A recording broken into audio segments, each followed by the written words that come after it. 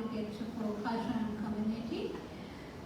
We are delighted to have you with us for this special evening as we bring together two well-known architecture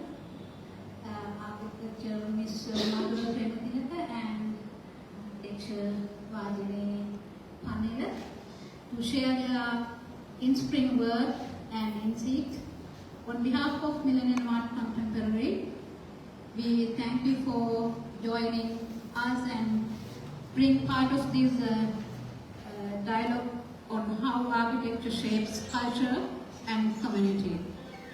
It is now my pleasure to invite our moderator, Ms. Hasini Haputhanthri, to take the evening. Thank you.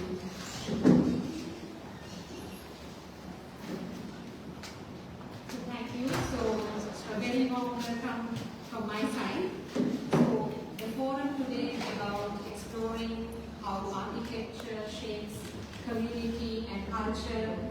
We are going to draw from the experience of two internationally distinguished architects, Madhura Prematilleke and Vajini Pannila, whose work actually spans continents and cultures. So I think we are going to have a very interesting discussion on the intersection of architecture, community, and culture.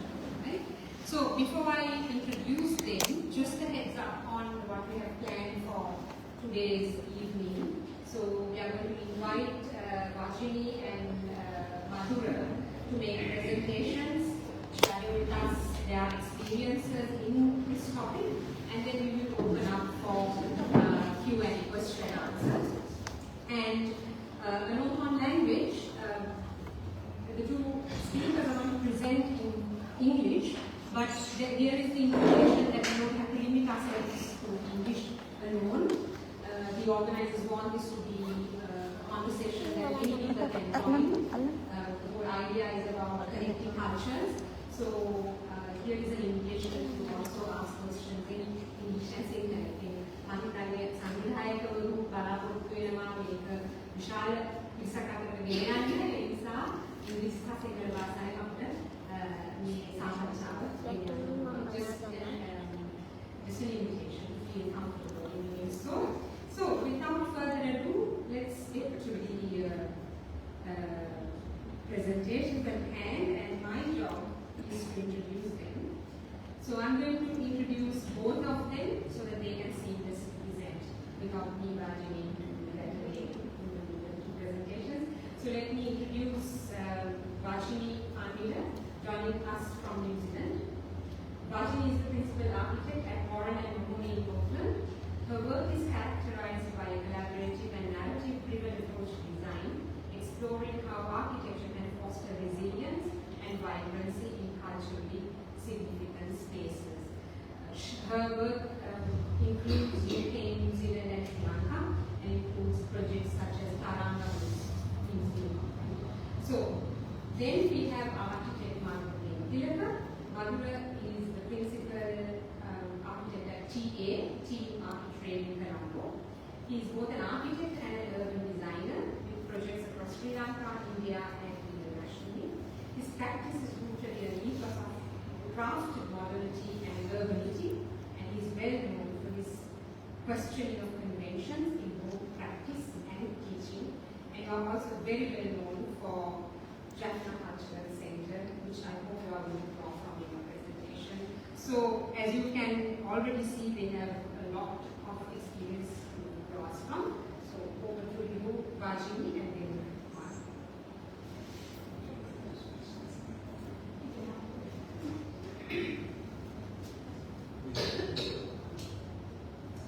Thank you, first of all, to Paula and my very dear friend, and the Archt, for inviting me to share my thoughts on how architecture can foster resilience and vibrancy in our communities. I'll tell you a little bit about myself because maybe you might not know me. I am Sri Lankan of descent. However, I was born in Zambia and I grew up in New Zealand.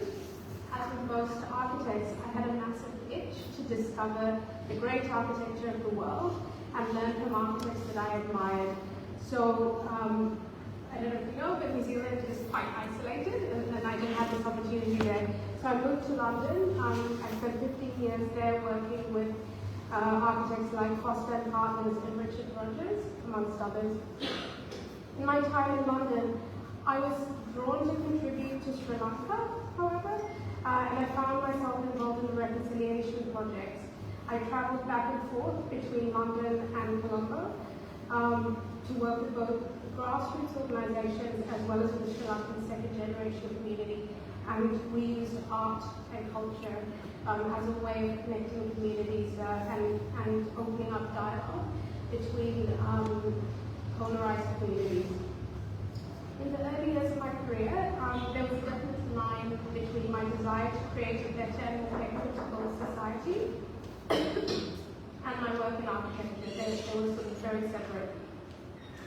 However, Richard Rogers was a huge influence on me, as the global projects that we worked on always considered what we give back to the community and society through architecture. I have a young family that is sitting up the front here, and we moved back to New Zealand to be closer to my parents. New Zealand is a country that is navigating its relationship with its colonial past and its rich indigenous culture. It's at this kind of crossroads. Through my work there, I'm finally able to weave my desire to create social impact through architecture with the craft of making and building spaces, embedded with meaning and cultural narratives. So whilst I always thought maybe I'll do this with Sri Lanka, I've really embraced the opportunity to do that in the place where I grew up. Through this talk, I'll just share my ideas through two projects that I'm leading in New Zealand. There are obviously massive teams behind all of these projects, and I just want to acknowledge that architecture is not created by one person. It takes a village. Okay, so my reflections are broken into three sections. In the first one, I ask, how do we design for the unknown? In the second, I talk about the ambition behind civic and cultural projects and the resilience we need to bring to the execution of these projects as creators. In the final section, I invite us all to look to a brave future and decide what we want our future to look like collectively in this room. Sorry about that. We are currently in a time of rapid change. One of the effects of climate change, the way we socialize, and technological advances will result in our societies living in a context very different to the one we know today. How, as architects and designers, do we ensure that our buildings meet the emerging needs of our communities as we design today based on experiences of the past? The projects I will share with you today are located in Tauranga. It is New Zealand's fifth largest city. It is at an exciting crossroads. It's creating a new civic precinct which will trigger a revitalized city that will truly reflect its proud identity. Now, there's taken a lot of public funding to go into these projects, and so there's a lot of scrutiny and responsibility that goes with working with public money. Civic projects require a bold vision to not only ensure cultural values but also economic growth for the whole region. They need to work hard for our people, but also for our economy to be able to sustain themselves, or we risk culture being reserved only for those with the means to access it. As architects, we play an important role in delivering on this vision. So the projects I'm going to speak about are located on quite a significant site. The current Maori name is 𝗔𝗿𝗰𝗵𝗶𝘁𝗄𝗏. It's a bit of a mouthful, so I don't expect anybody to remember that. But it was once a kainga, which is a home settlement to the people of the land, the indigenous people. They lived off the land and they supported one another as a collective. They thrived along its peninsula. These circumstances changed following the introduction of colonial settlement. It resulted in war and displacement of the Maori from their homes. The site holds some deep wounds, but it also has heartening stories of coming together, and this moment is one of them, where the indigenous Maori have come in partnership with the council to co-own this piece of land and develop the museum and the civic precinct. So it's a really significant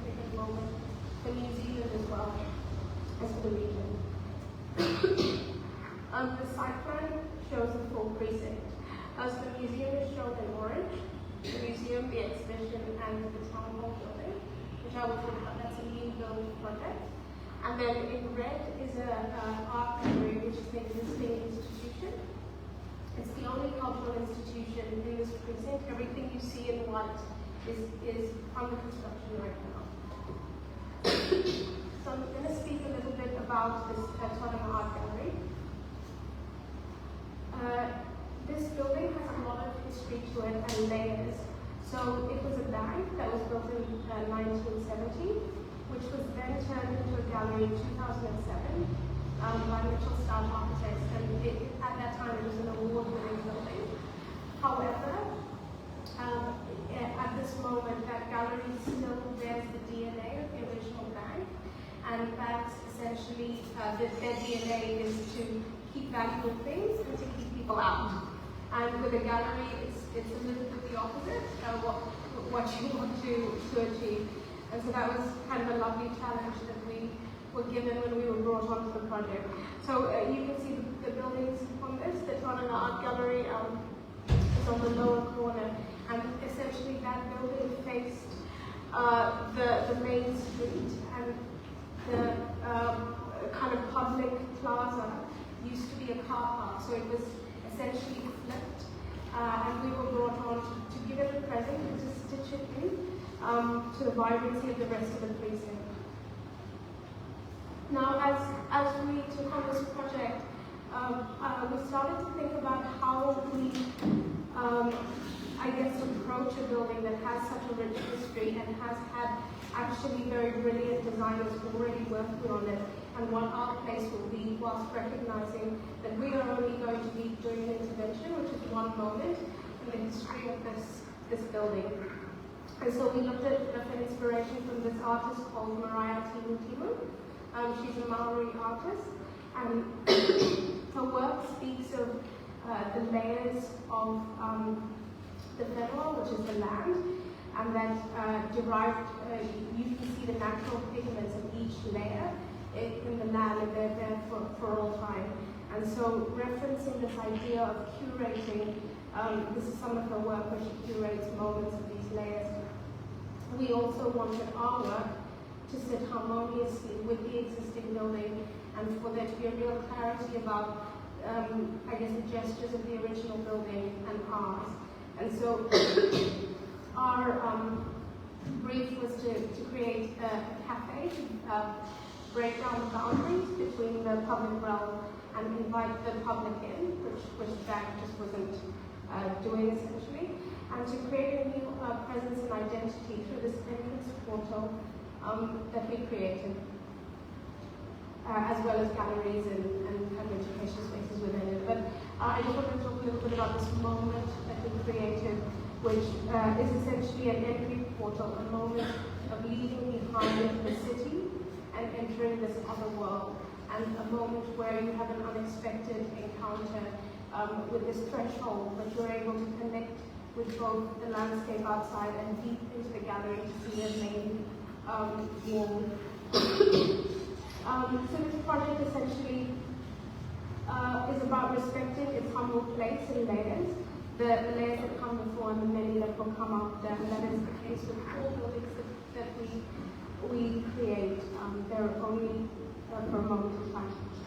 So my second project is the new museum in Toronto. It's a new built 6,000 square meter museum. Toronto has a permanent collection. They've been waiting 20 years with their collection for this building. It also houses an exhibition space with culturally significant art exhibitions, and a town hall, which is a bit of an unusual addition, but it's essentially a council chamber and a traditional meeting place for the local tribes, the iwi, so it has this kind of dual function to it. The first influential collaboration we had on this project was the process of co-designing with 𝗵𝗶𝗁𝗏, and 𝗵𝗶𝗁𝗏 is the name given to the indigenous people of the land. So the cultural narrative that emerged includes metaphors of weaving and binding, and this idea of enduring prosperity from when it was a land that was cultivated and lived on. Water was a very important part of this piece of land. They had natural springs, saw this piece of land as the water having a life source, and so we had to give a lot of prominence to it in the new scheme. There was also this idea, this everlasting presence of Mahoney, the people of the land, because even through all of the wars and through everything, there is this unbreakable spirit that they will always have a presence on that land.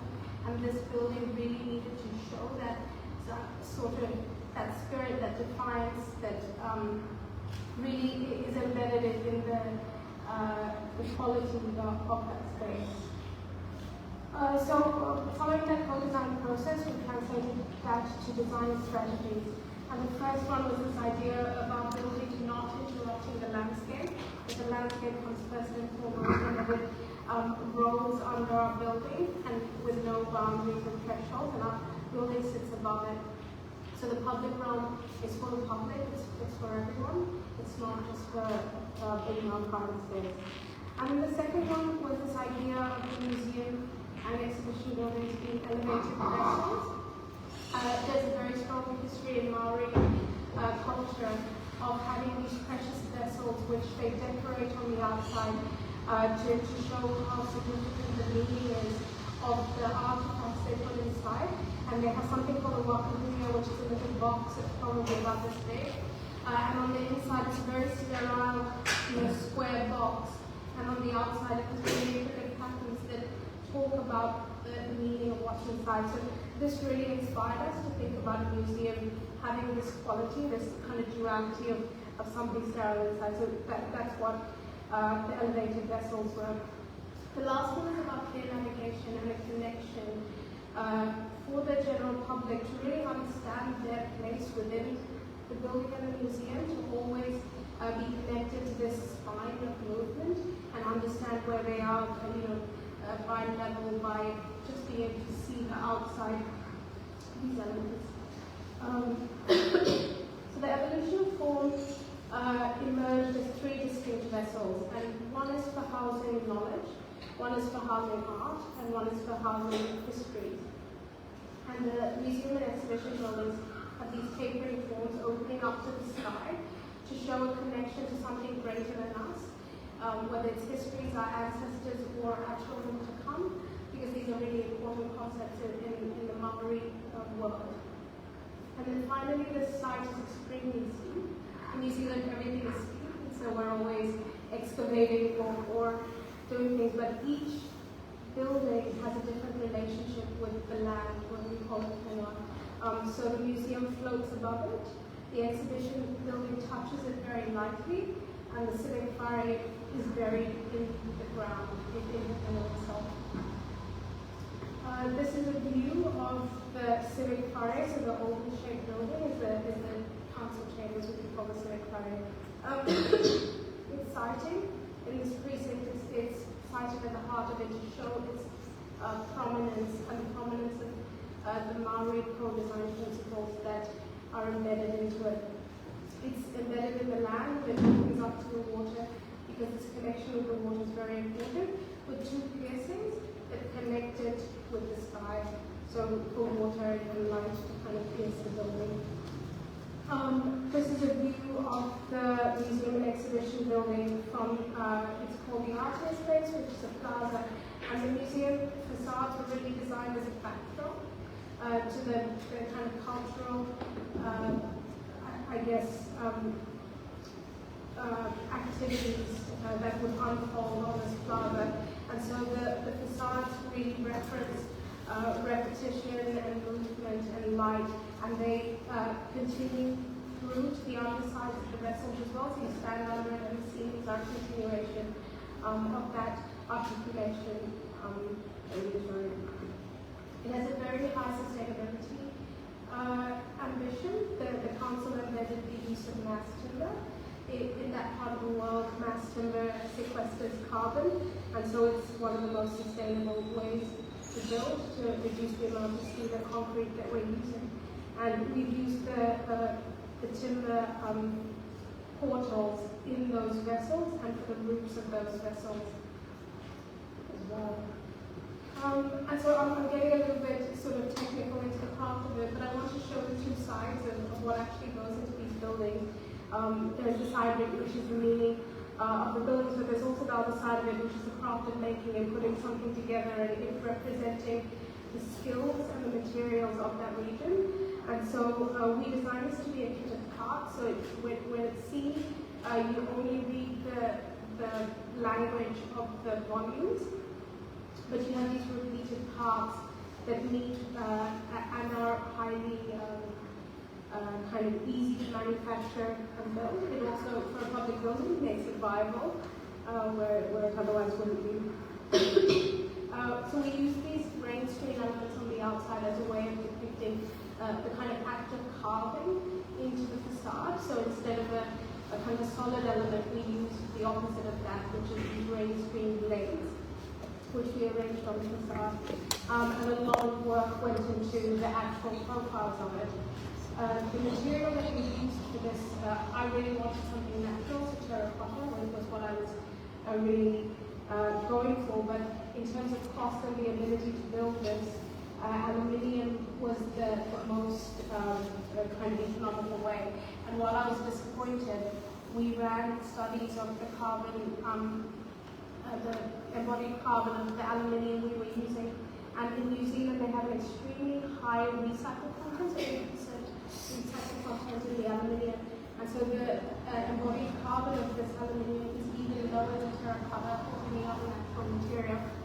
So once we knew that that was the material, they extrude these elements, and so it doesn't matter what shape it is. We put a lot of work into the actual profiles to use less aluminium to give a kind of a greater effect.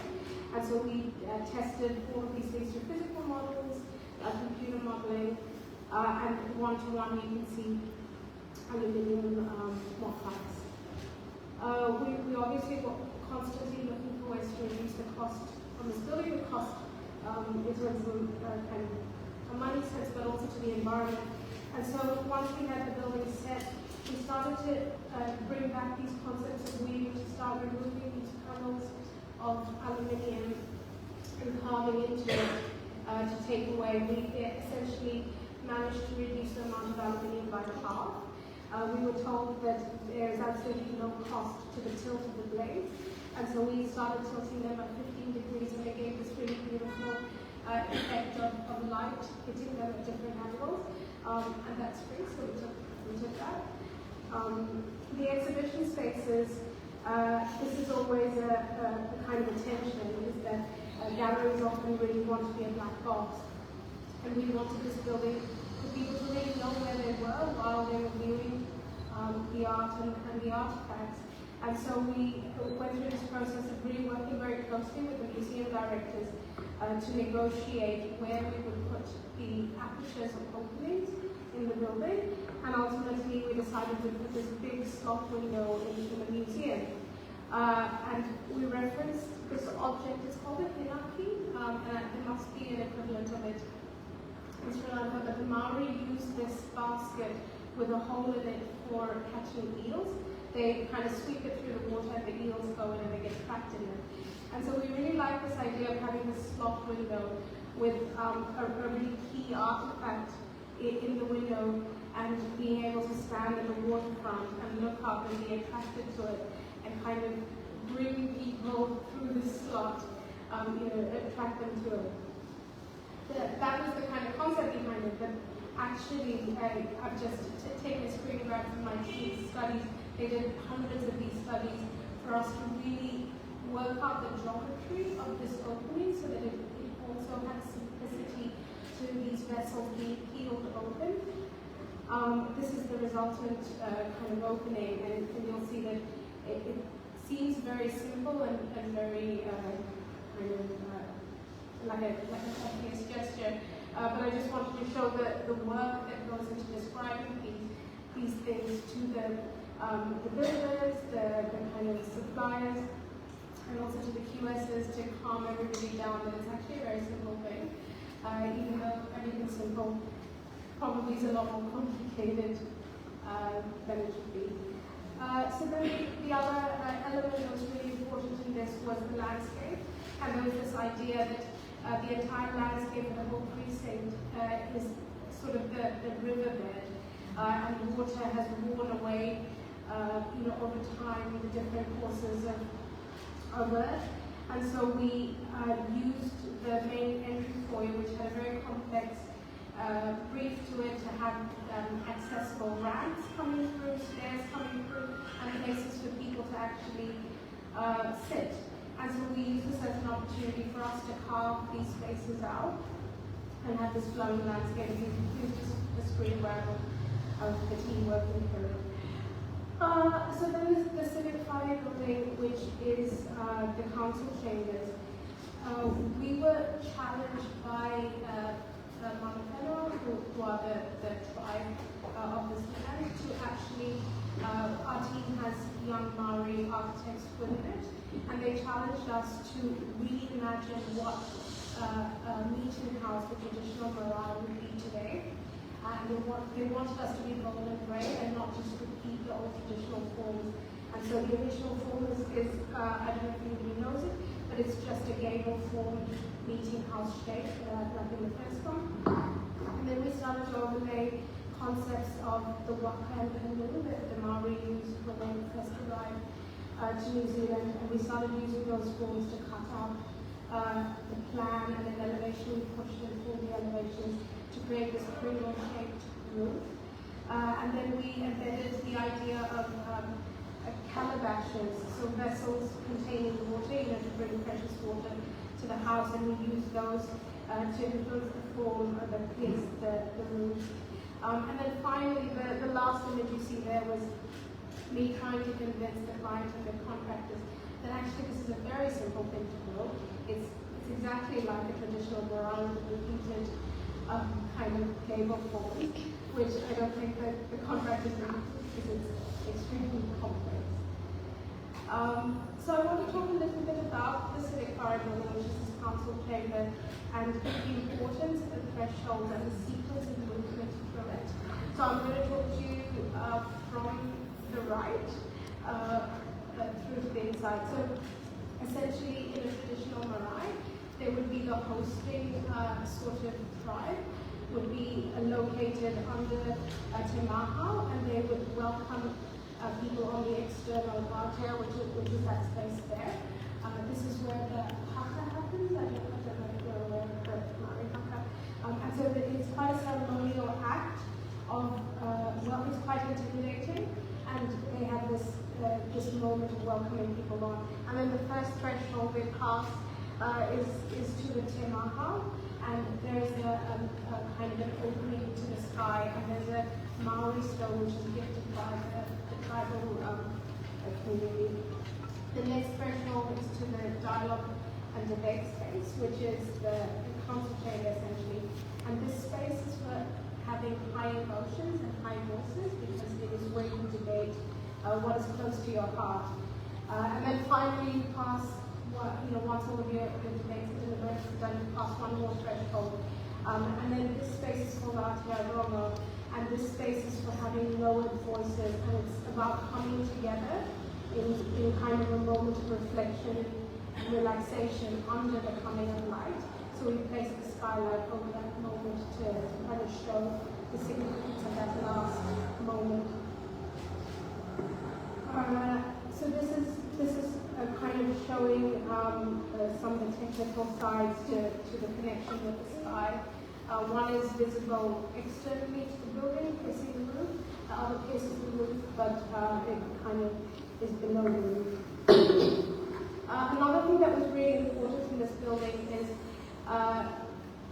being able to ensure that we design these complex geometries, and nowadays we can use technology and computer modeling for anything, but actually thinking through why we're doing these things, and for us to be driving our technology, not our technology driving us. And so we wanted to use a very simple construction method that any carpenter could build this oculus. And so it's essentially 20 pieces of timber that are cut to just two shapes that moderates between the curved barrel-shaped roof and the other side. And essentially that it's clad in metal, and it's open to the sky, and so when it rains it just has this perfect shot.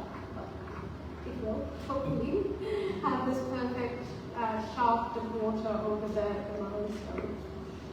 The other kind of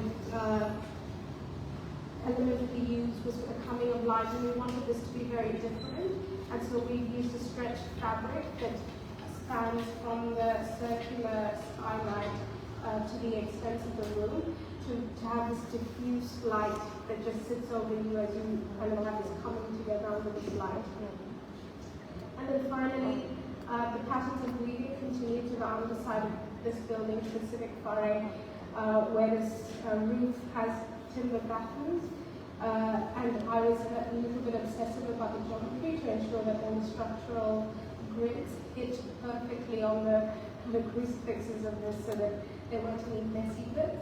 So this is, yeah, really probably kind of an area of a lot of work going into the craft of getting things right. So I've talked to you a little bit about the technical side, and I want to take a moment to think about the journey of why we creatives work so hard, why we push things so hard, why we test things to this incredible, we push ourselves to the limit of what's possible, and why do we do it? And to me, it's really to show that civic architecture, it can address power imbalances. It can record the history and fabric of our built environment. It can make space for multiple worldviews, enhance cultural engagement. It can revitalize entire cities, and it should create economic growth. But to me, most importantly, our public buildings should evoke the emotion of awe. That is the simple human emotion that humbles us and allows us to see our place within a greater whole. Our civic buildings communicate with the general public from a macro city scale down to a tactile human scale as we experience these buildings. They can trigger the revitalization of entire cities by increasing engagement, increasing footfall, and ensuring economic prosperity and growth ripples outwards from them. They extend the hours of vibrancy, bestowing a greater sense of safety and security within town centres after hours. Good design doesn't need to cost more, it needs to utilise the resources to hand with contagion.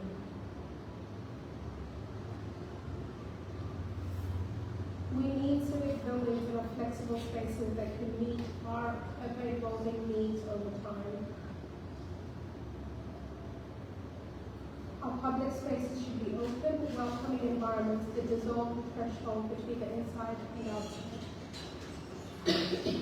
The influence of 𝗂𝗂𝗰𝗵𝗶𝘁𝗂𝗿𝗂, the local culture, should have visibility, connecting buildings with the history of the land and traditions of the people of the land. This building uses light as both a physical and conceptual element, illuminating histories, guiding transparency in governance, and creating uplifting spaces that empower. Spaces that allow people to come together under the coming of the land. The debating chambers are not enclosed halls of bureaucracy, but open, transparent spaces where governance is made visible and engaging. Allowing our next generation to see themselves in their elected officials, encouraging them to participate in shaping their own futures. 𝗂𝗂𝗰𝗵𝗂𝗁𝗂. This is a Maori saying. The concepts of weaving and binding are symbolic of how we all relate and collaborate. More than a building, this project aspires towards a cultural catalyst. Proof that when architecture embodies the values, identities, and aspirations of all its people, it becomes a vessel not just for function, but for transformation and revitalization. Thank you.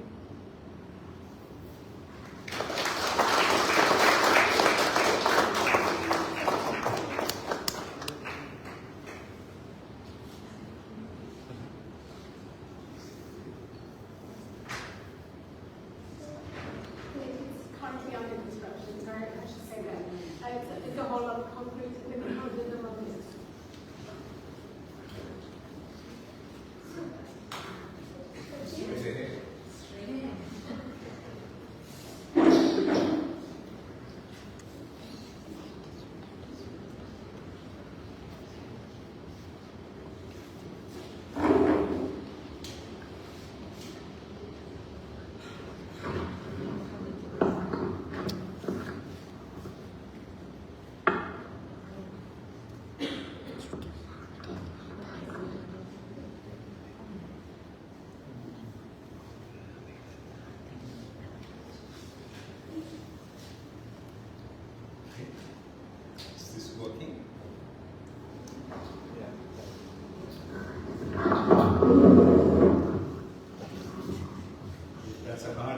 follow, so let's see.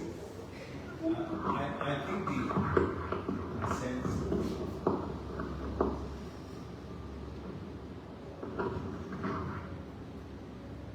I sense a huge difference in the work that Vajini does and what we do. The level of inquiry, the level of technical inquiry and material is miles ahead of what we do. We don't have the kind of database that we have to operate, and we kind of feel our way around, as you will see. Okay, so I have a small practice in Colombo. We've been around for a while. We've grown and shrunk. Now there is 10% practice. I think most of it is in this room at the moment.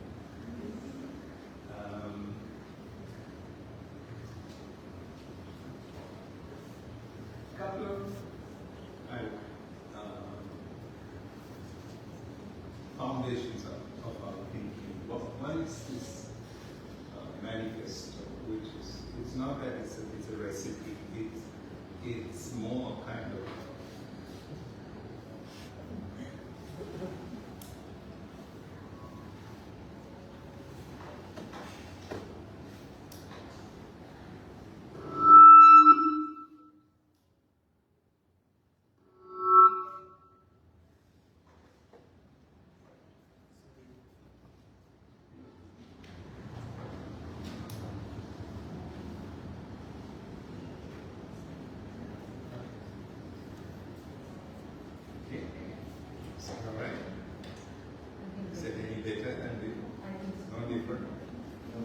gave you the one that works. Yeah. No. They give to me now. Basic set of ideas which we use to actually like to test ourselves. It's a kind of set of ideas which have evolved over time and which we use as a checklist against whatever we do. So, I won't go through all of this, but just take the first couple of things, build less and build on less. I'm very skeptical about the global ideas on sustainability. I believe it's, I'm very fond of conspiracy theories. I believe it's a mega conspiracy by the technological powerhouses of the world to sell you new kinds of technology, claiming that this washing machine is more sustainable than the last one. Our take on this is that if we are to be sustainable, we just need to consume less. That's it. So we start off by cutting down the building program as much as possible and building on less amount of land. So we build maximum on 50% of even the smallest plot, no bigger. I won't go through all of this because it will bore you.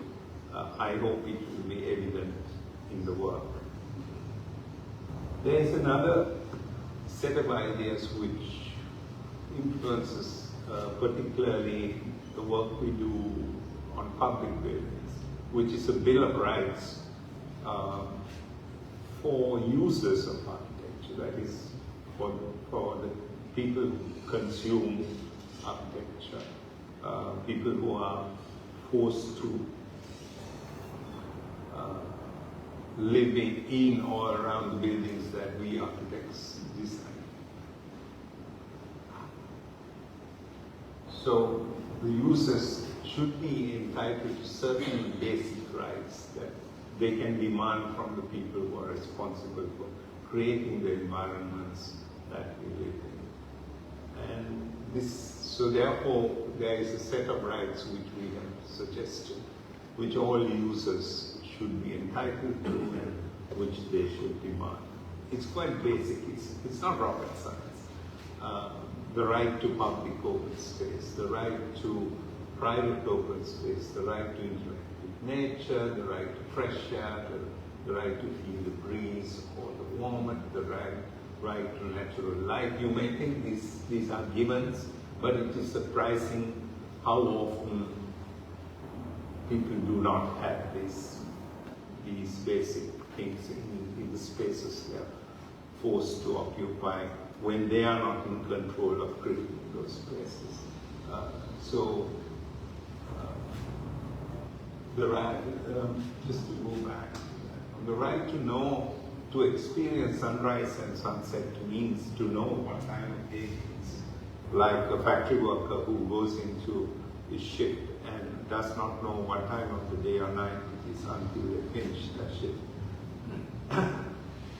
The right to control the relationship between inside and outside. This simple illustration of is the guy in the old 𝗳𝗂𝗿𝗂𝗁𝗂𝗂, which is 𝗳𝗂𝗂𝗁𝗂𝗂, which he removes the planks and puts them back, and the shop opens and flows onto the street and contracts at the end of the day. The right to privacy, the right to dignity, the right to personalize, the right to an environment that will age with dignity, the right to age with dignity, and the right to cope with disability, and so forth. There's more, but just some of these ideas. So these two sets of ideas, the manifesto and the Bill of Rights, kind of inform the work we do.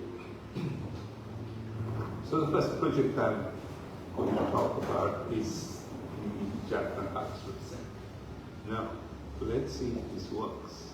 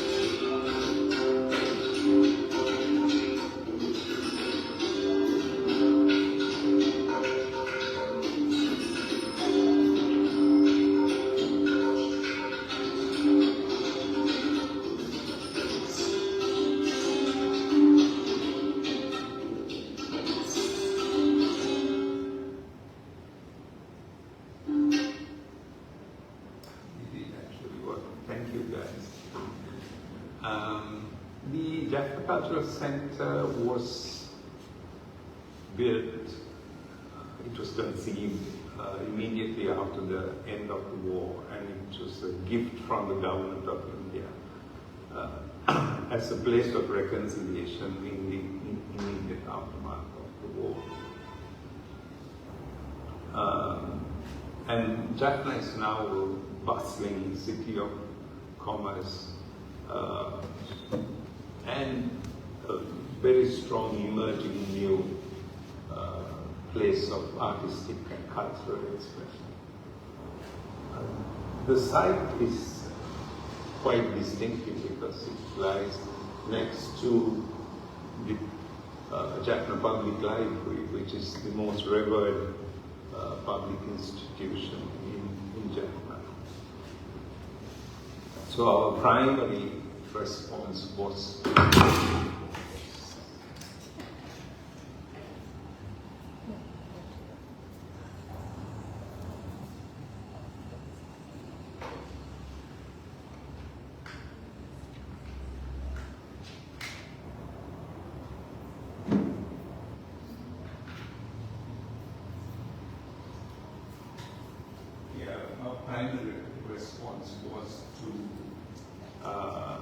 now I've forgotten what I was saying. To the natural light one next door. Because the site is given. By the way, came into this project by way of a competition. It was an architectural competition open to architects from India and Sri Lanka.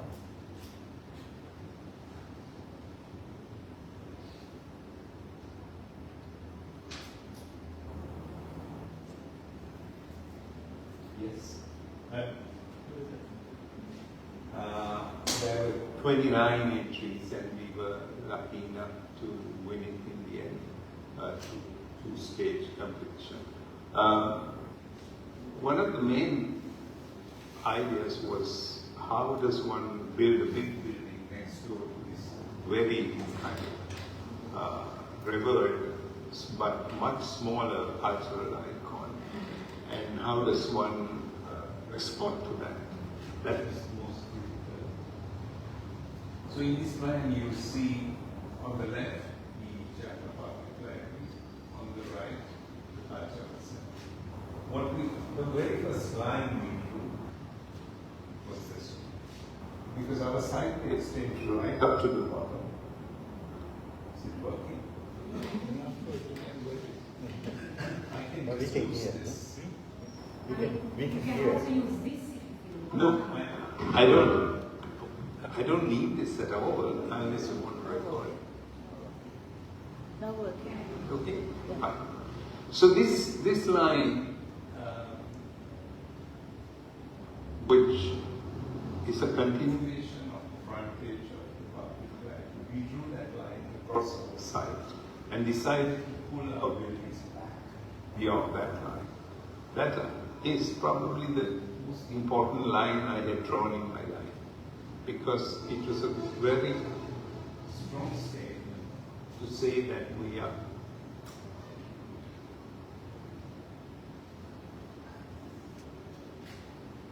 so we pulled our building back and we extended the garden of the public library across our site as well, so that we basically created a continuous frontage. And then we introduced this colonnade in front of our building.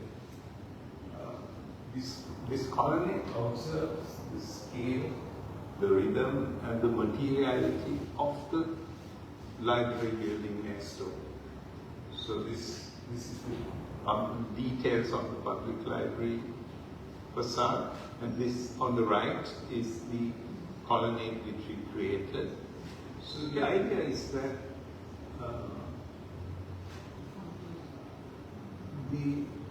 this building is, you can see, wearing a cloak.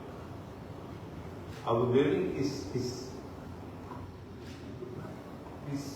located behind this colonnade. It does not present itself on this front because it refers to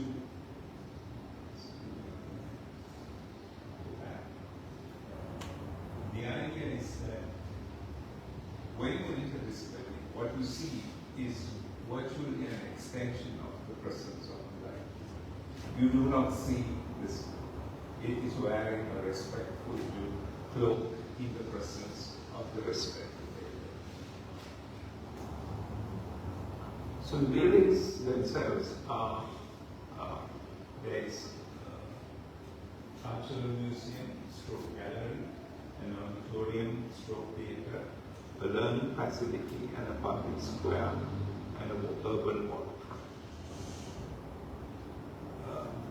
So these buildings are placed around public square, the central garden space, and it comprises a base, which you see here, of 3 floors, and a tower on top in one day. The cultural museum, which is this main frontage, it defines the formal entry, and the actual building, which is steel, glass, and timber, is behind this masonry column and rises behind. And it is actually, we want to make a very clear statement that this colonnade is a kind of gesture to the building next door. And we separate this. There's actually a clear physical separation between the actual building and this part.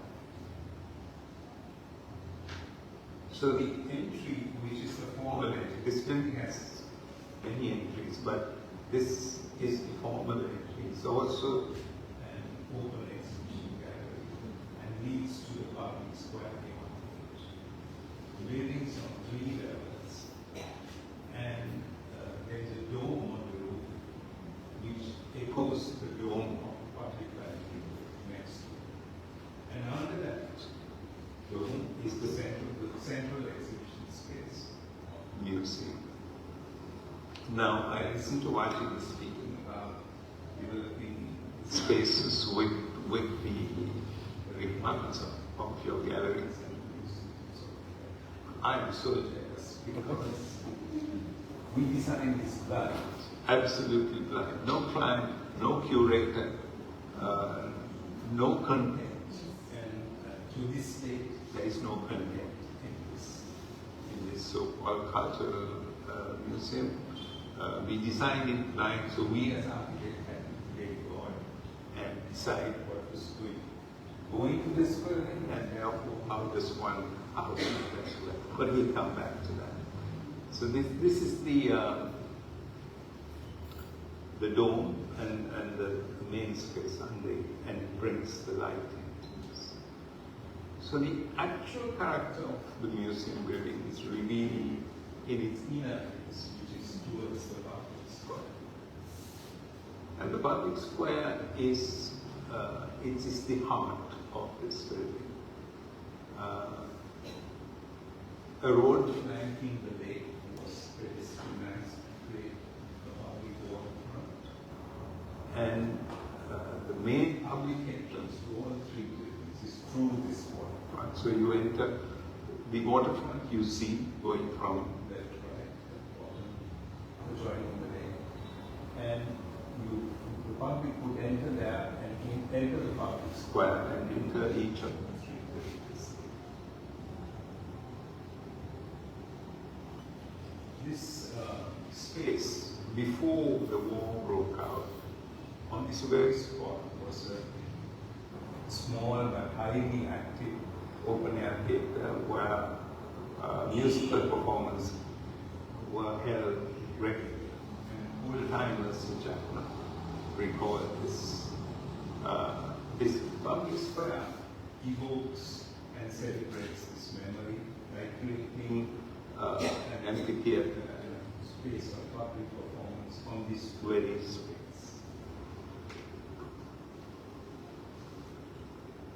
To create shade in the very harsh atmosphere, we planted 100 neem trees.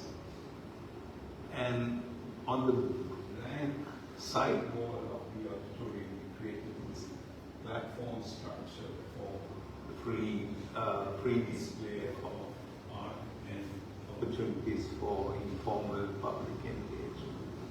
And the step down open air theatre, which steps down to the public walkway, and then from there again towards the lake, it creates spaces for public performance. And it culminates in a floating stage on the lake.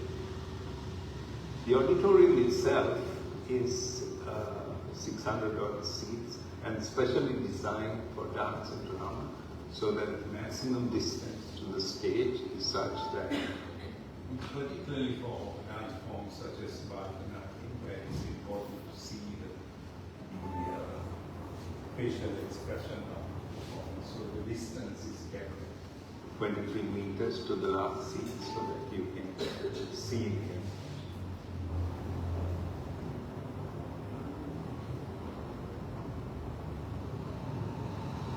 The acoustic walls of the auditorium are inspired by something which is very, very typical of Jaffna, the Almira leaf fence. It is a much loved and frequently experienced urban element in the city. And the perforated patterns of the wall draw inspiration from that. It's not something that is very obvious. It dawns on you quietly while you're seated there waiting for performances which are always late to start. So there's plenty of time to admire the architecture. The learning spire is a 13-floor structure which celebrates a new place of learning, because learning education is such an important feature of the life of Jaffna. This new landmark complements the library, which is the traditional landmark for a community which values education above all else. So it comprises studios, lecture and seminar spaces, multimedia library, admin, public cafeteria, and top floor is an exhibition lab. 7 out of 12 floors are completely natural. The orientation of the tower catches the prevailing winds through continuous windows on its northern sides. And to minimize solar gain, the entire tower is wrapped in a timber screen which allows breezes and screens the direct sun. So it creates very beautiful patterns possibly. It also shades, but it also allows visual linkage to the outside.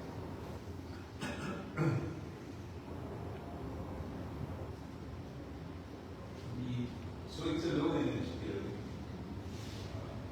Right now it's extremely low because it's not used. It's a new type of energy conservation. But because even when it's in use, 60 to 70% of the energy requirements could be met by the solar energy, the photovoltaics on the roof.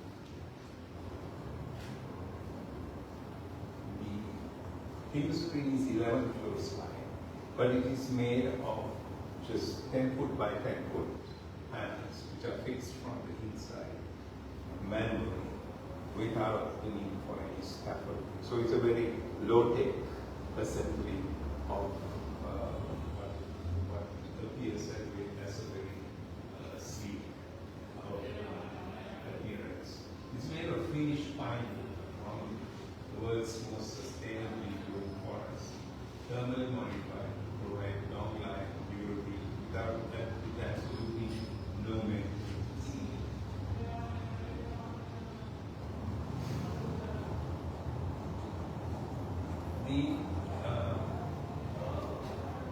The inspiration for the form of this comes from the form of the Hindu temple, the 𝗔𝗿𝗰𝗵𝗶𝘁𝗄𝗿𝗲. So this is, it is unmistakably contemporary, but it constantly evokes tradition, and the intention is to create a new architecture which draws inspiration but does not mimic new forms.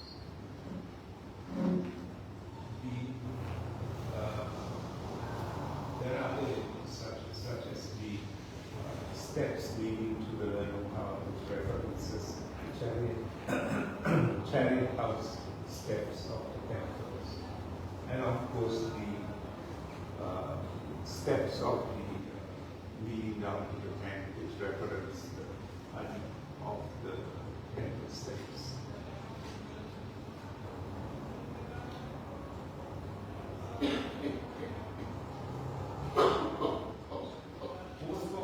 Architecture in Jaffna and in the region is at the crossroads between tradition and modernity.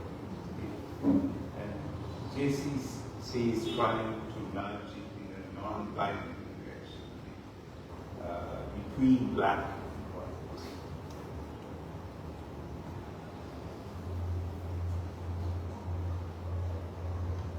It's a product of many people, many teams of architects, engineers, technical technicians and workers, both from Sri Lankan and but I'm very particularly proud that many members of our architecture team are from Jaffna and from the northern region. The building is in use, certainly not to its full capacity. There are highlights in its life. It was opened in 2023. So this was an open air classical music concert held at this spot and on the spot in 24. There have been various, particularly IT education festivals which have used the space to its fullest capacity, particularly a group called YAR IT, which creates innovation festivals and uses the building really the way it's supposed to. This one you see the common space.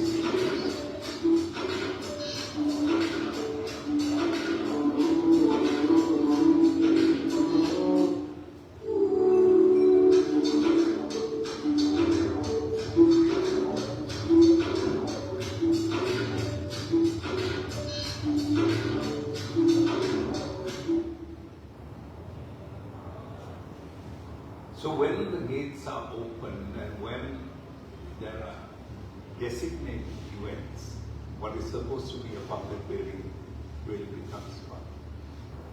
At other times, it's behind this background fence.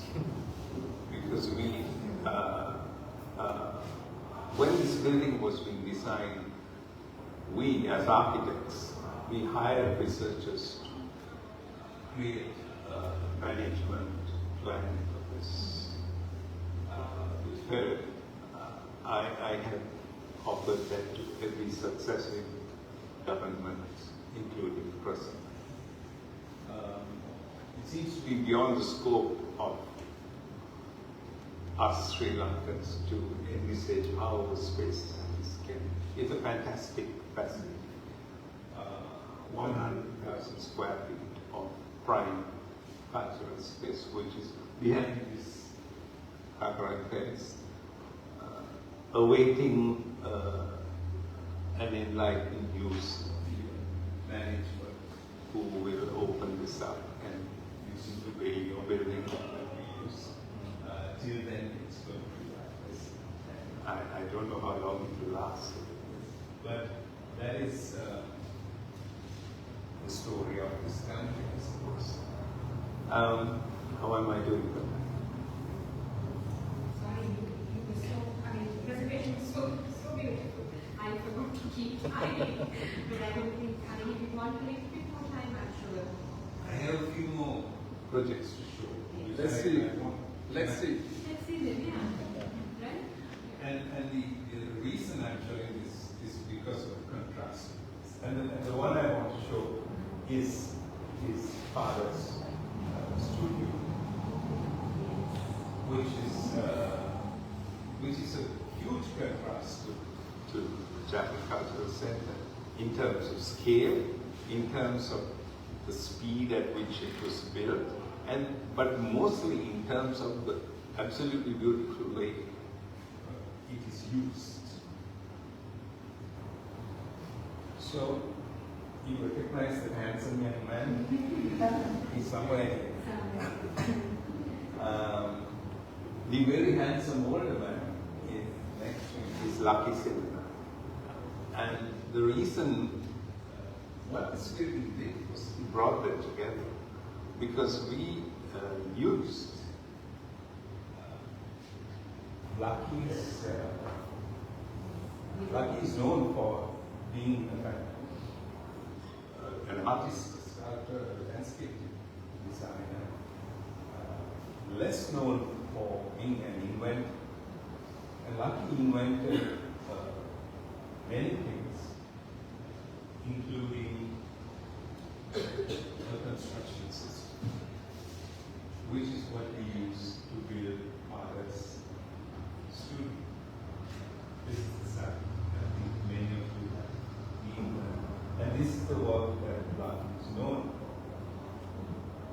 But this is what he made. This is his own drawing of using a very simple method, using corrugated fiber cement sheets, what are known, what used to be known as asbestos sheets. These are non-asbestos, but these are corrugated fiber cement sheets. And what Lucky invented was that you could use the corrugated sheet has innate strength because of its corrugation. And you can use it in different directions. So he designed foundations, he designed columns, he designed beams, and he designed closings. Just simply using this corrugation. And these are the buildings that he has done, including the deck and the and this hotel called 𝗳𝗂𝗹𝗁𝗵𝗶𝘁𝗄𝗿𝗄 in Milano, which is a 3-story structure. All using this cement fiber corrugated sheet. And Lucky wanted very much to share his invention. No architect or engineer would touch it because it's not in any building code. So, Palace studio is illegal, therefore.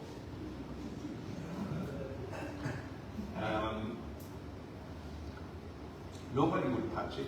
He wanted very much to share it. And we found this opportunity when Palace said, let's do it.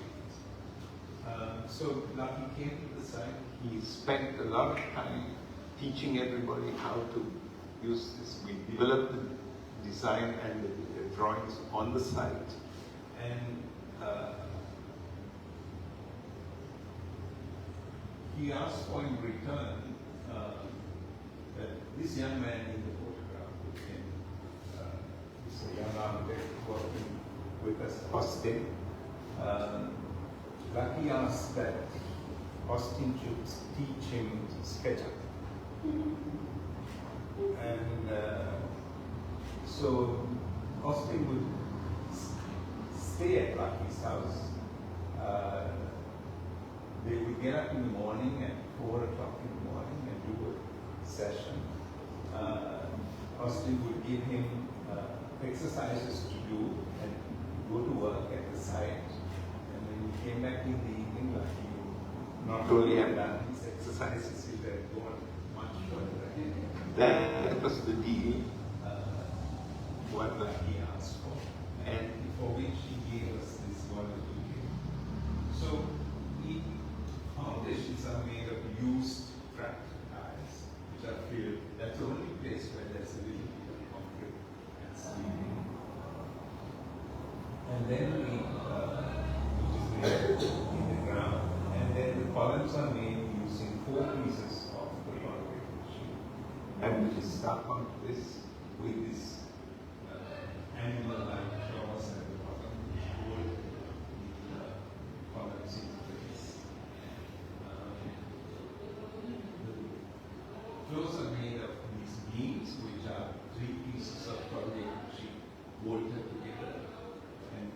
And the insides are filled, both the columns and the beams, the insides are filled with a mixture of soil with 5% cement. And that's not for strength, but just to prevent somebody knocking over through it. The beams are notched together at the columns. And those are the beams we put together. All the people who did design this room. And that's the only piece of more work you need to fix the beam. And a little steel thing which holds it. Then the flow slab is probably the most economical part of the work. It's coconut rafters with the corrugated sheet laid on top and just cement it up. And it's absolutely waterproof. It is not even laid to a slope, it's perfectly flat. Same at the Uggla, which has lasted 40 years.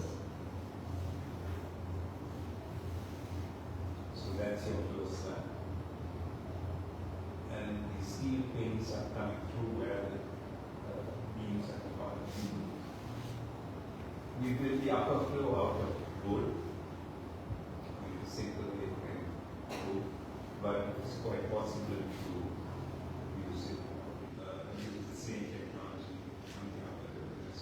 Father had a collection of old books and videos which we put together in various ways. And created the particular light that father needs to work during very sharp light.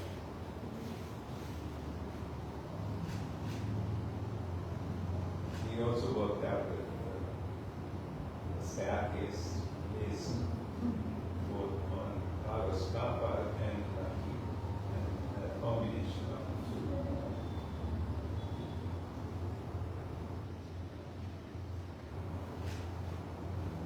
Yes, so it was fairly quickly done.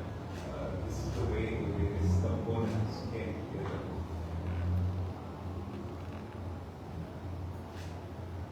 This was the invitation to the opening, and a lot of people work on the building, decorating all father's friends, including Mana.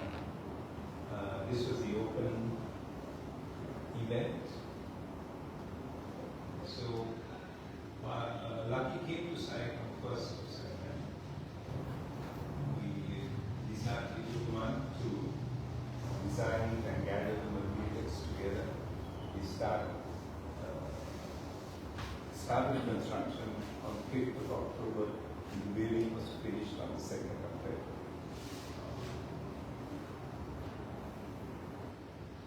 There's another building, of course, this is not actually this one, but the one next door, which is very interesting because of the place we are in.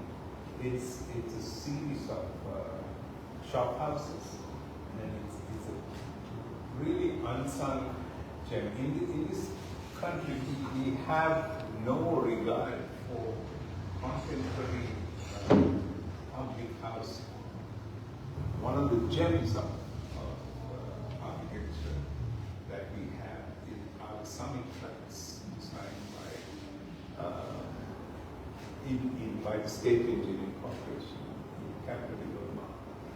This Millennium City is completely unsung. This fantastic set of row house buildings with a beautiful section which we are in now, where the entrance from the rear leads to an upper floor, and the entrance from the front leads to a ground floor, which is the shop house on top. You see the section there. When we came to the site this particular evening, it really felt like the Wild West.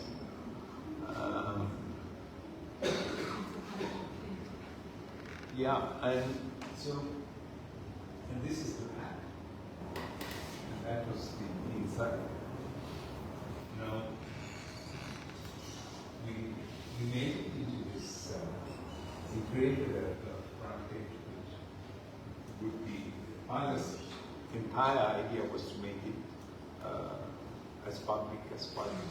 Father had known make it a public space, so we opened it up.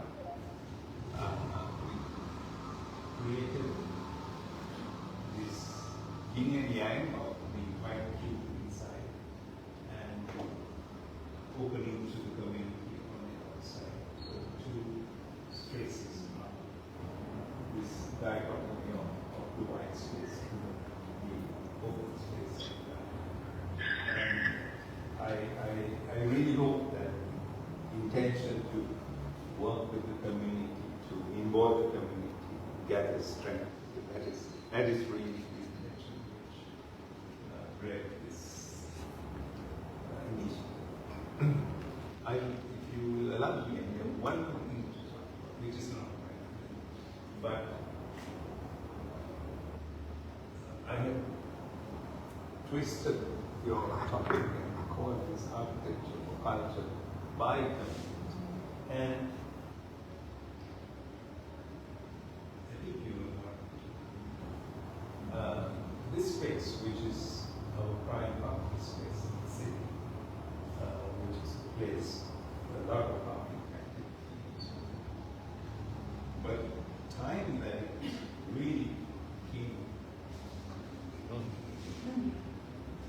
into its own was the public uprising, the other way. And this was an act of space making, where we created a street village with every element that a community should have, including the housing, the performance space, live acts, drama, theater, every type of person, coming together of all the cultures and religions, cinema, library,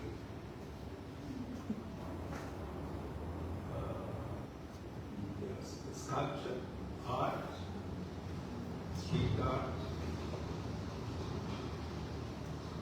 environmental art,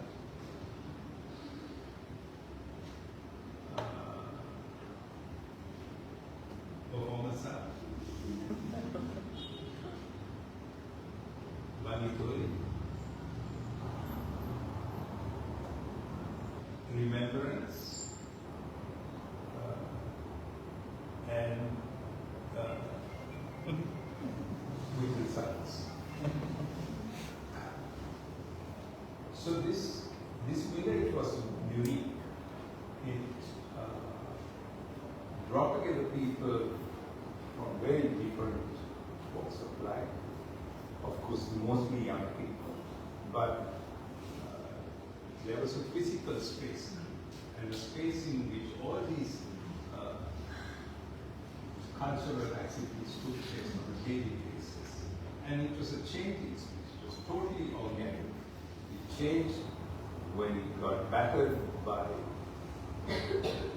various forces, it reformed itself. When it got battered by the weather, it reformed itself.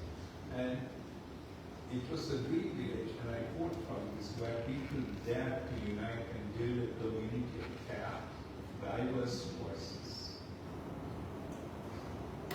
And I want to say that it was a spontaneous and organic creation of architecture and open space. And I feel very strongly that it is superior in its energy to any manufactured formal space making which we do as architects, but also very effortless and fleeting by its very nature. So by its very nature it is gone. So the physical side is gone, but the dream is.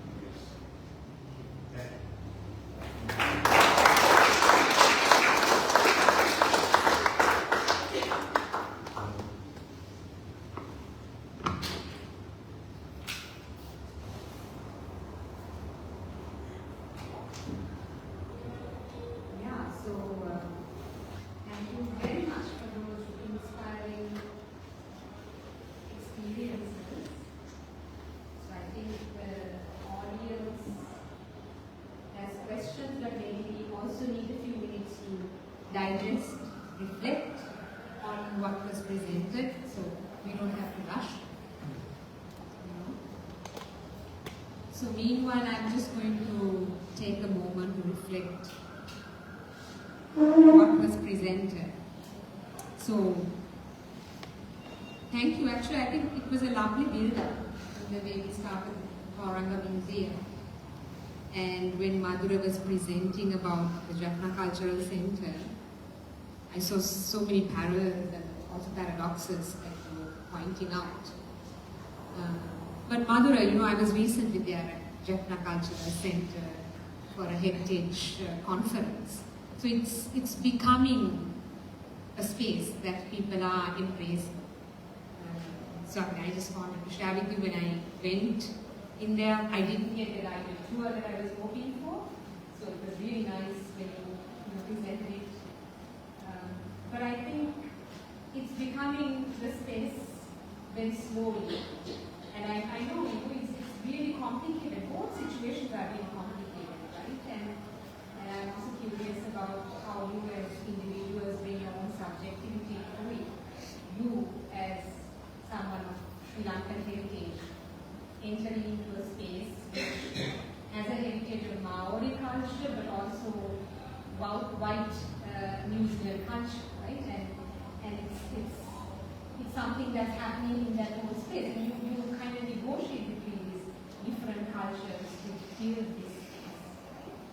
And you too, Madhura, when you try to work in Jaffna right after the conflict, there are so many things that are bubbling in the introduction that you know how complicated that process is.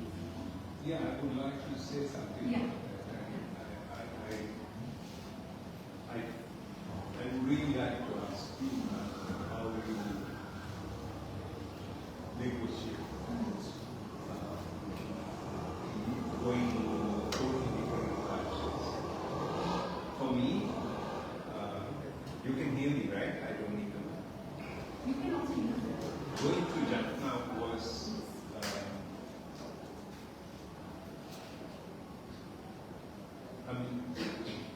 what? It just got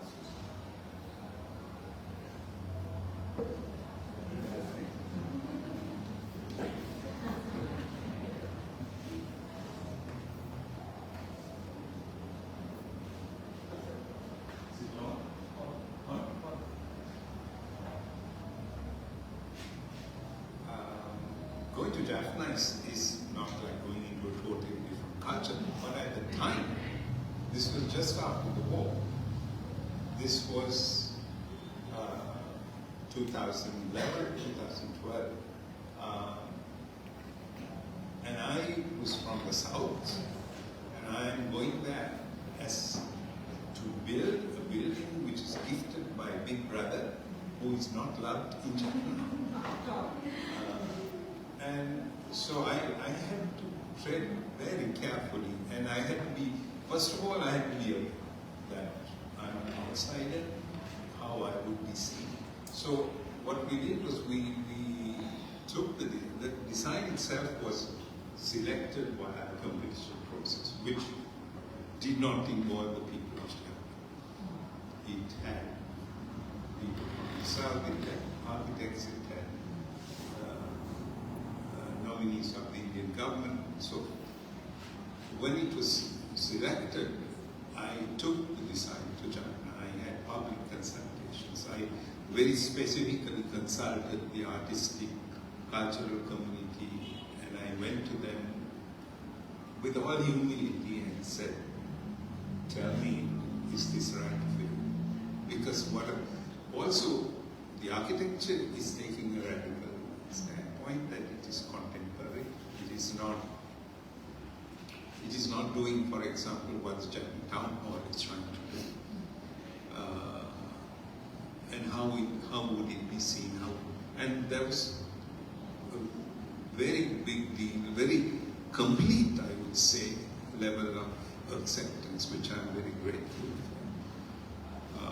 But it's a real challenge, it's a real trepidation. How do you deal with crossing these cultural boundaries? Yeah, thank you. I guess for me, I draw on my experience of the Sri Lankan context and my desire to bring some sort of reconciliation after the conflict through the work that we were doing. And part of it was our understanding that if you're able to get two sides to just hear each other out. There is a moment of reconciliation that happens, and there is a shared empathy through just listening to the stories of the other.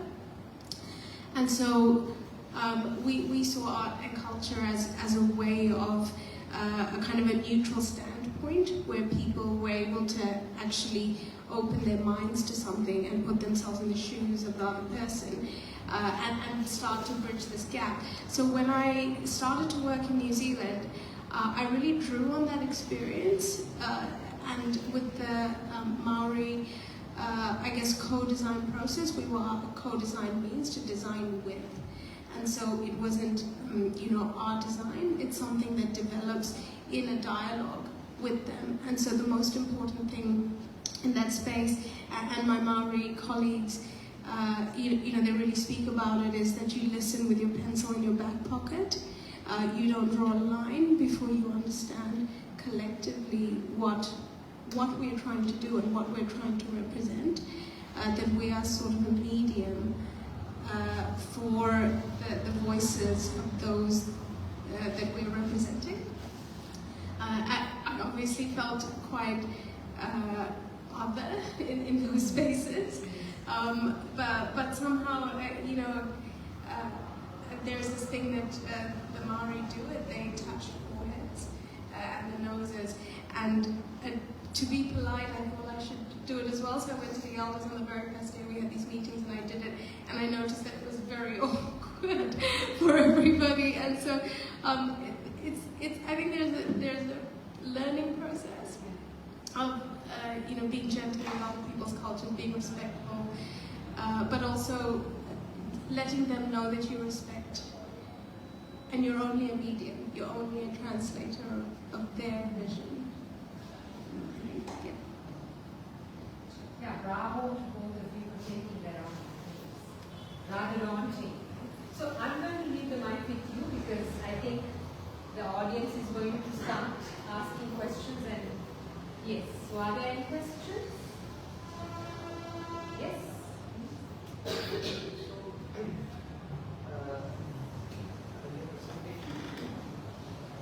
You need the mic? Maybe I think the acoustics are good. I'm going to do it. Thank you. So I'm going to count.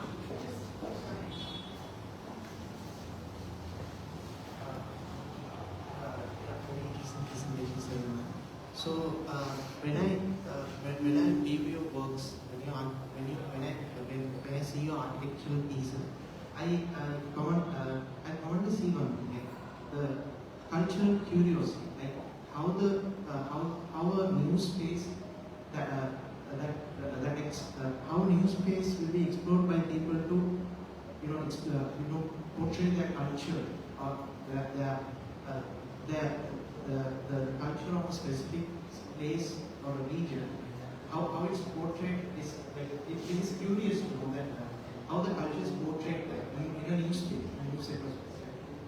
Like the inspirations are from one of the maps. Maori culture is inspired from your works. The Jaffna Cultural Centre, the culture of Jaffna is included. So it's like the pre-existing culture was explored in a different way. So, like, how would you, like, what is the thinking process that goes behind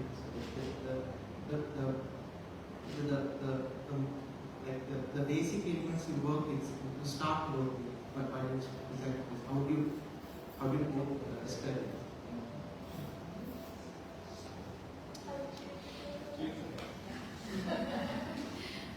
If I understand correctly, you're asking what is the process that we undertake to initiate the project.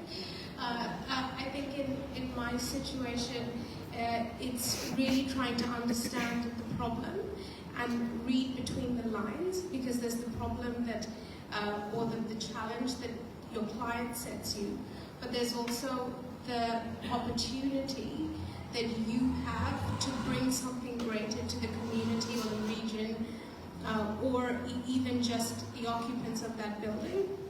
And so it's trying to see all of the layers of the brief, both written and unsaid, that you can I guess, respond to in a kind of very conceptual way.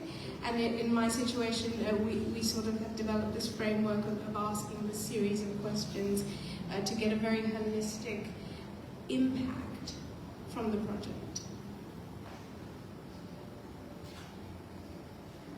I think your question was also specifically about how do you make cultural references to the existing culture.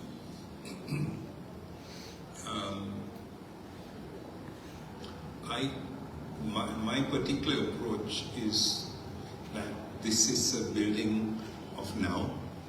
It is built in the 21st century, and it must be seen 100 years later as the building of today, not of 100 years ago or 200 years ago.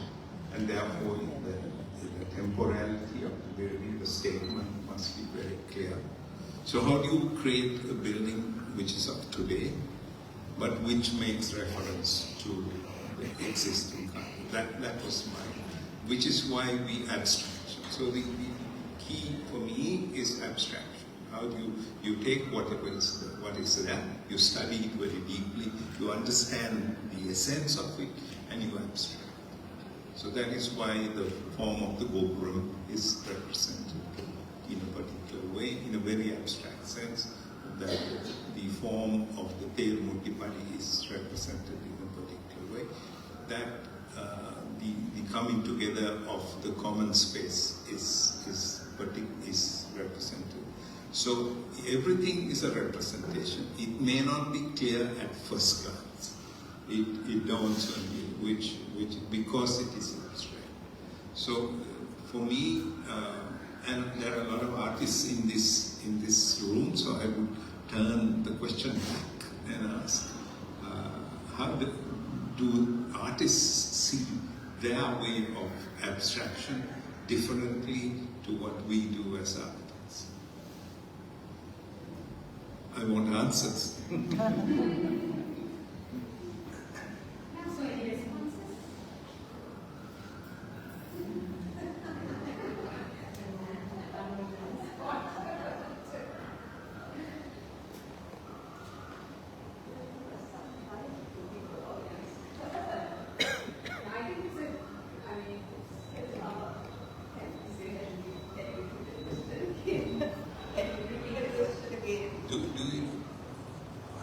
You abstract all this.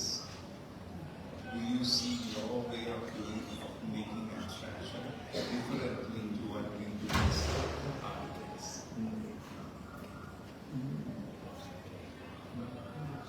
I think artists,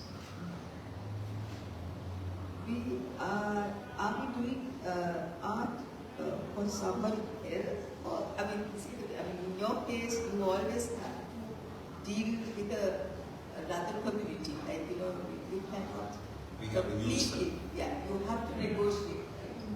Whereas the artists, I think we have more of a freedom probably to do what we want. Only thing is somebody may not buy it, but then still we do it. Can you do that? Can you just ignore a community, a culture, or whatever? Like, how do you always have to negotiate, right? It's interesting that you asked this question because someone 𝗂𝗪𝗪𝗪𝗪𝗪 said to me, you have suppressed your ego in doing this project.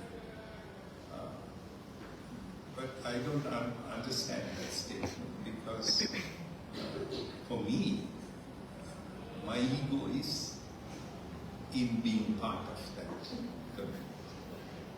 That is what gives me pleasure. So we are not trying to do. We are not trying to go on a trip. We satisfying the needs of the user, the community. That's what we want to achieve.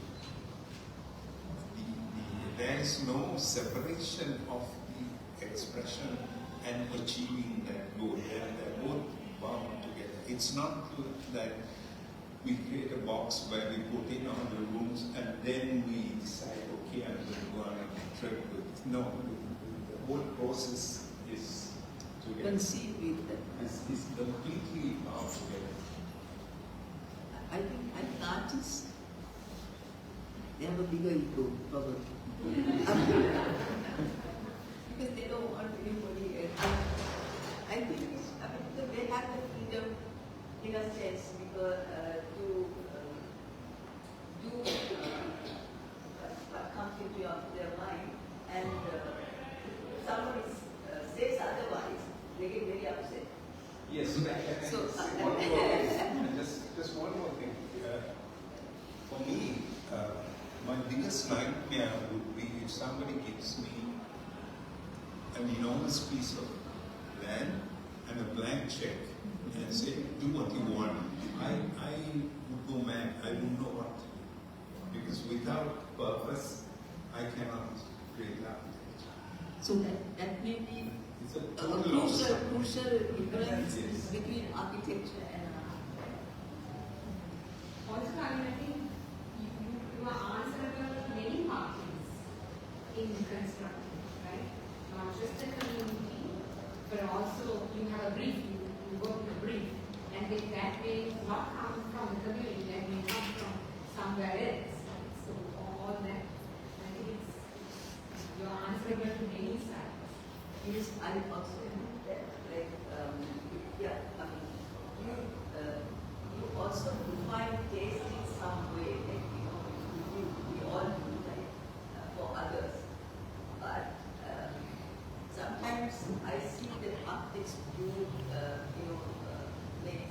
make spaces, but the way the people use it are totally different. Right? You may think it's going to, you're approaching it from a minimalist idea or maximalist, but the client will do something else. So then, whatever said and done, we are attached to our designs. It's a natural thing. Sometimes, when you go to a space which you have done, see something totally different in it, how do you respond to that? How do you take it? It's probably a very good question because it's something I actually really struggle with. And I think it is that side which really envies artists that have this really strong vision, and you're able to, execute exactly your vision.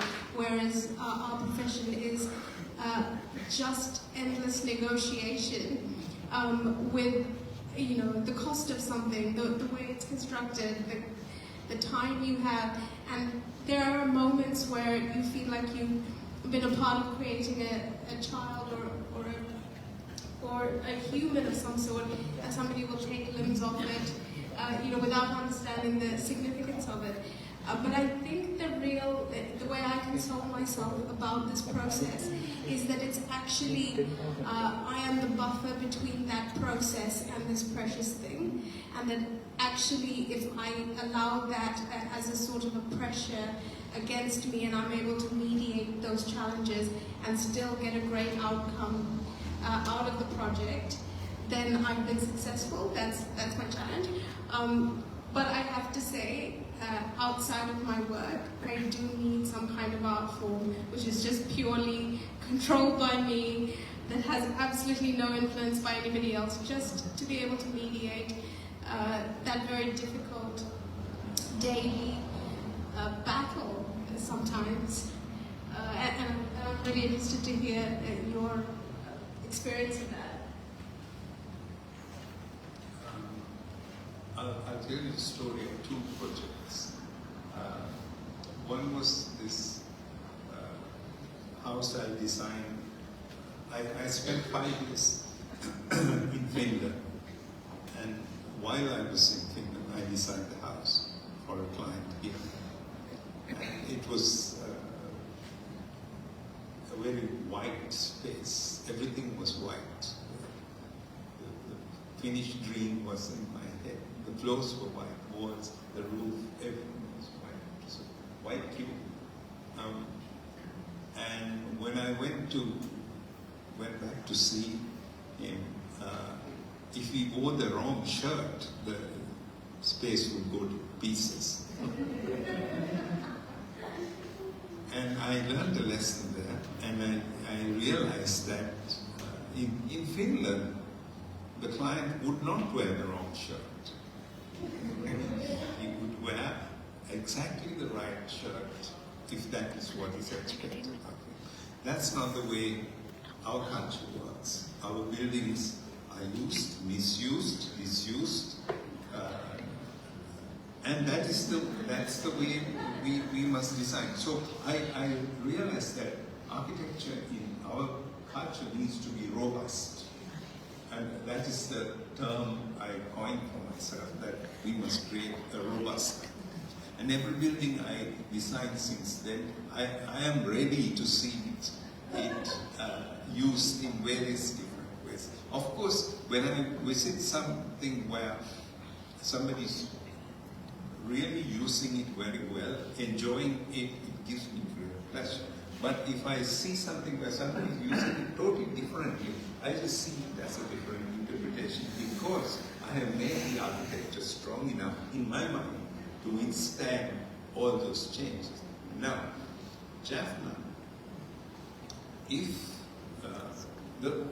they can do various things with it. They can decorate it with styrofoam. Power in the bureaucracy has an idea for it. So there was one suggestion that the Cultural Museum would be really good for the Jaffna branch of 𝗔𝗿𝗰𝗵𝗶𝘁𝗿. Now that would break my heart. A restaurant. An Indian restaurant.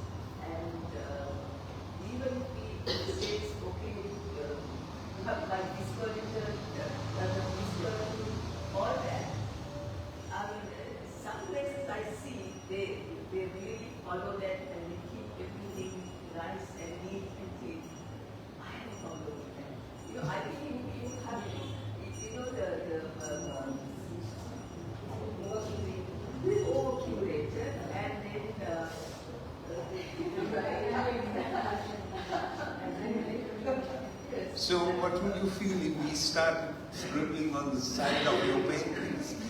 I know, this is where you're talking that. But I say that, the artists have a bigger vision. I mean, you chose the wrong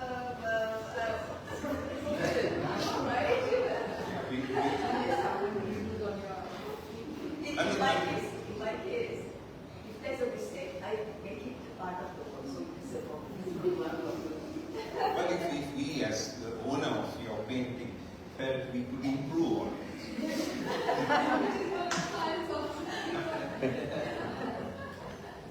No, but these are things that I have experienced. No, I mean, there are plenty of architects who there is, I can't mention names, but I know someone who tells their client, when they send someone to visit the house, tells them what music to play, what sari to wear, and how to appear, and how to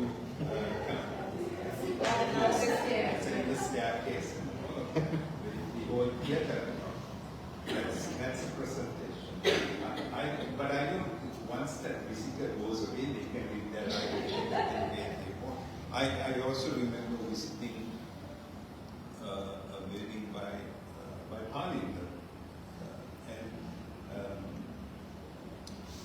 Pannil's clients at that particular client, and also he had several clients of that at that time. They were people who had newly moved to the city. They were wealthy people, but people who were newly moved to the city. So they came from different social class. But the children were in international schools. They were cultivating a different social strata. So in Pannil's houses are pristine, beautiful, and minimalized. And in this sort of minimalist living room is where the kids enter. And the parents are very comfortable in the kitchen.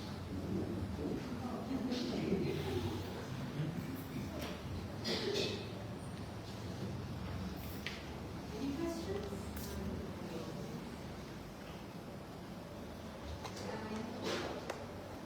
Any questions there? Do you have another question?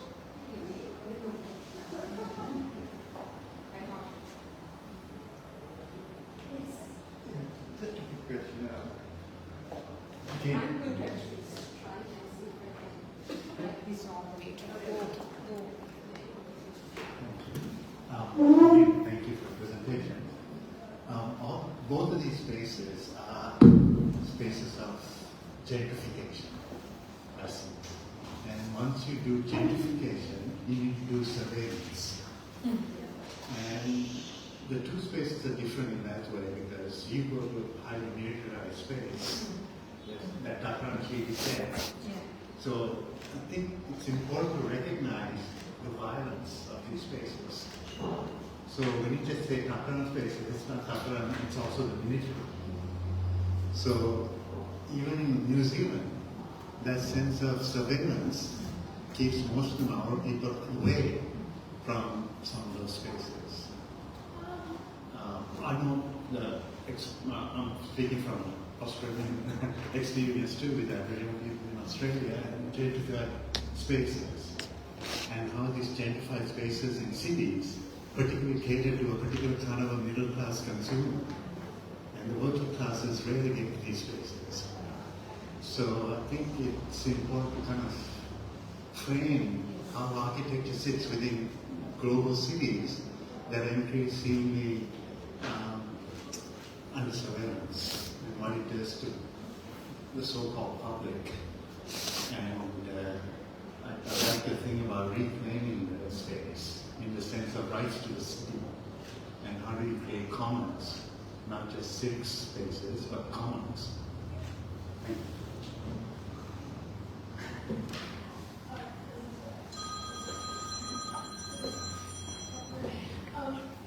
Yeah, so in the case of Toronto, one of the things that we really wanted to do was to dissolve the boundary actually for everybody, because we were finding that arts and culture was seen as something for a different class of person, and it wasn't actually reaching everybody. And part of the power of art and culture is that if you're able to get enough engagement, or wider engagement, the effects of it are actually felt throughout the whole of society, and so everybody who's funding these buildings start to see their taxpayer money is doing something for them.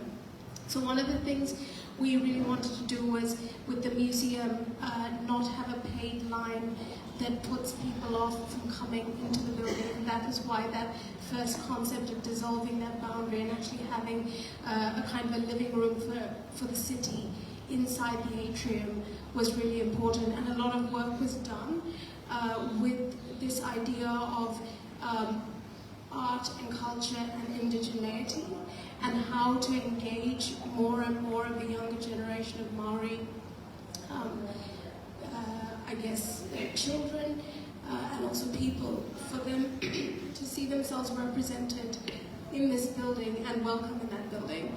The result will obviously take time for us to see if it works, but there's a real intention and we've worked very hard for exactly that purpose. Very interesting question, and very true. However, slight change of nuance. When we first went to this site in 2010, and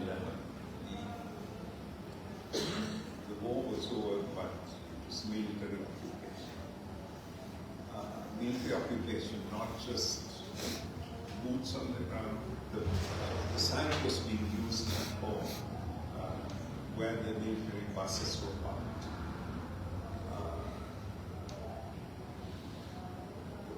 The grounds in front, the esplanade in front, was where the military was marching. And the soundscape was the sound of the bands and the singular music.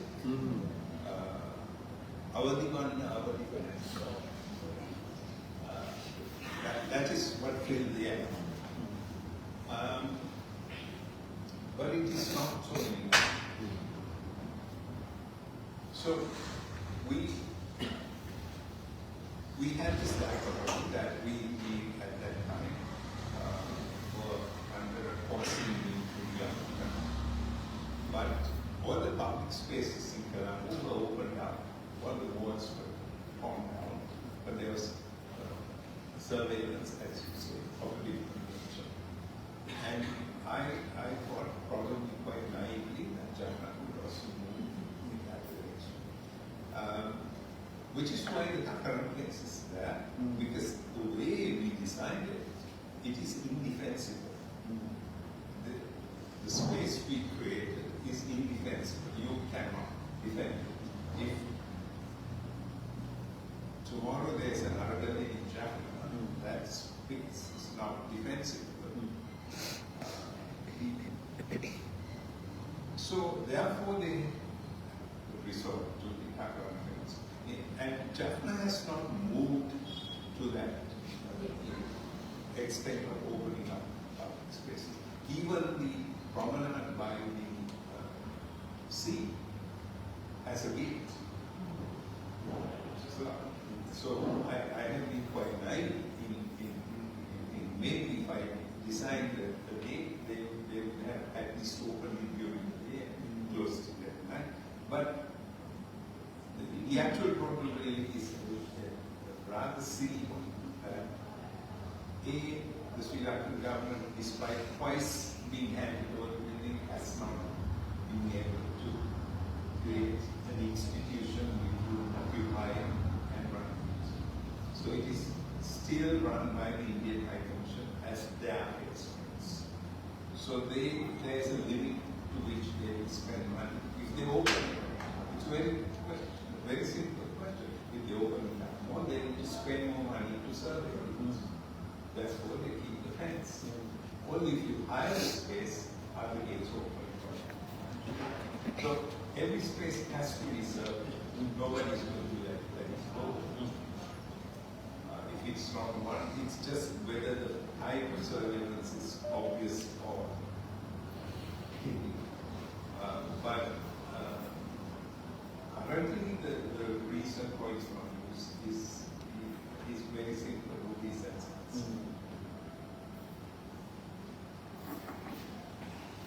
Thank you. I mean, if I may just also, this question made me also think a little bit because I work in museums. The moment you say museums, I think there is something that doesn't sit well with indigenous culture, right? Because that concept in itself is something not found in that sense. I mean, I think the way museums are a very modern phenomenon. Most indigenous cultures would approach culture not from an exhibitionist point of view. Right? So that also, your question made me just reflect on that, and then us creating these spaces and also involving different cultures to accept something and also to be part of molding something that is perhaps not the way they approach their own culture, right? I mean, we always talk about Maori totem poles, right? And as museologists and conservators, they try to preserve them forever. But the original cultures never meant them to survive forever. They were meant to be perished, right? But it's us who calls this art and try to conserve it forever and ever. So these philosophical differences, I think, are very huge. And sometimes we don't see that picture when we kind of try to bring that in. And so there are many paradoxes of museum practice that doesn't sit so well with the pre-modern cultures. Yeah. Any further questions?